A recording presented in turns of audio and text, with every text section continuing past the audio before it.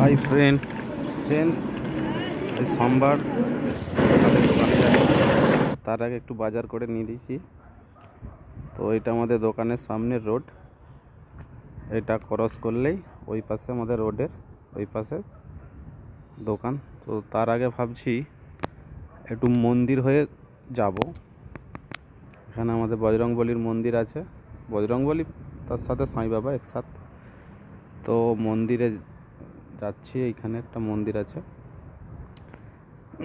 তো অনেক দিন পর ব্লগ করছি, কেমন হবে জানি না।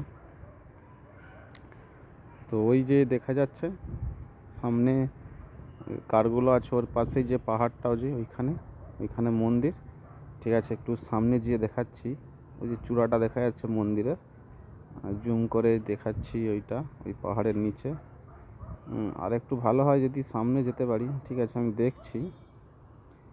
ওইটা হচ্ছে বজরংবলীর মন্দির, আর ওর পাশেই এই দিকে হচ্ছে সাই বাবার মন্দির। ওটা দেখা যাচ্ছে না, গাছটা আছে বলে ওই যে চূড়াটা দেখা যাচ্ছে। আর এটা আমাদের হচ্ছে বজরংবলীর মন্দির, হনুমানটা আছে।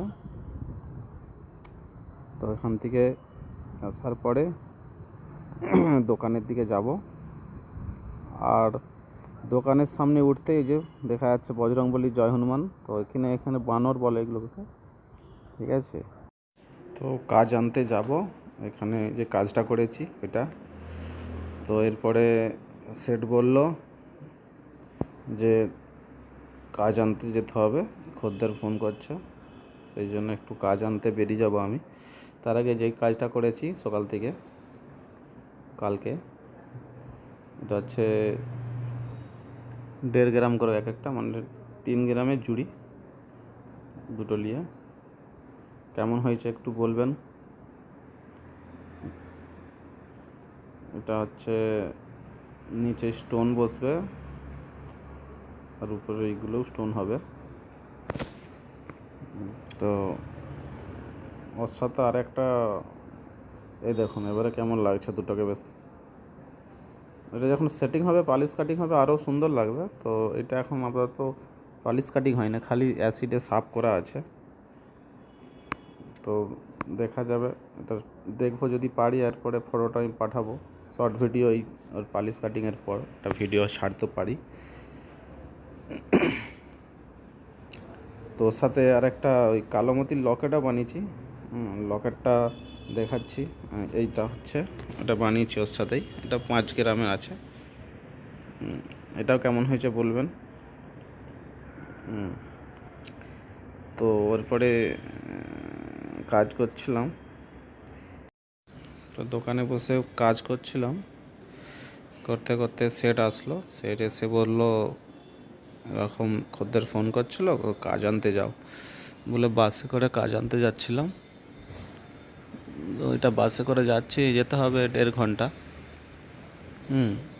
1.5 ঘন্টা গেলে মেটপল্লী বলে এখানে আছে, তেলেঙ্গানা, হায়দ্রাবাদ থেকে কিছু দূরে। তো সেইখানকে যাচ্ছি কাজ আনতে। তো কাজ নিয়ে এটা হচ্ছে ফিরছি। ঠিক আছে বন্ধু, এখানে আমরা যেতে যেতে আমার হয়তো রাত হয়ে যাবে। তো এখানে দেখো বাসের পাশে কত সুন্দর পরিবেশটা। ওর পাশে মাঝে মাঝে জঙ্গল আছে, আর তারপরে ওই দূরে দূরে দেখা যাচ্ছে পাহাড়। খুব সুন্দর লাগে যখন বাসে যায় না, ওটা খুব অনুভব করে করে যায়, অনুভূতিটা খুব সুন্দর লাগে। মানে খুব নেচার এখানে, মানে একদম গ্রাম্য পরিবেশ, তো খুব সুন্দর লাগে, পাহাড় জঙ্গল, খুব সুন্দর লাগে। তো এখান থেকে যেতে হবে আধা ঘন্টা আরও, তারপরে আমার মেটপল্লী স্টেশন। ঠিক আছে বন্ধু, থ্যাংক ইউ।